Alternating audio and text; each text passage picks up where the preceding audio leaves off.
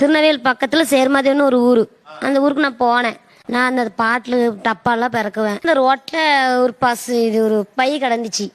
அந்த பையன் நான் எடுத்தேன்னா அந்த பையத்தில் பணம் இருக்குன்னு நினச்சிட்டு பார்க்கல. அவ்வளோ பணத்தை நாங்கள் வாழ்க்கையில் பார்த்ததே இல்லை. பணம் ரொம்ப இருந்துச்சு, இது நமக்கு வேண்டாம்னு டென்ஷனுக்கு கொண்டு போயிட்டேன். எங்க ஸ்டேஷனுக்கு கொண்டு போயிட்டீங்க? ஆமா, குடல் ஸ்டேஷனுக்கு கொண்டு போயிட்டேன். பேசினா உங்க செல்லு இங்கே தான் இருக்கு, உங்க பணம் அங்கே தான் இருக்கு, இவர் ஒரு பிள்ளை கொண்டு வந்திருக்கா அப்படின்னு. அவங்க நேரம் வந்துட்டாங்க. அதில் வந்துட்டு ஒரே அழுவிட்டாங்க. எவ்வளவு ரூபா இருக்கும் அதுல 58,000 பணமும் ஒரு செல்போனும் இருந்துச்சு. 58,000? ஆமா. ஆனா அவ்வளவு பணம் இருக்குன்னு நினைச்சுட்டு பாக்கல. ஏன் அவ்வளவு பணத்தை பார்த்தோன்னு பயந்துட்டீங்க?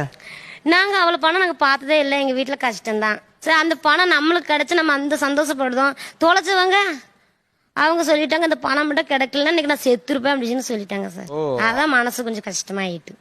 நீங்க எவ்வளவு நாள் சம்பாரிச்சா உங்களுக்கு 58,000 கிடைக்கும், கையில நிக்கும்?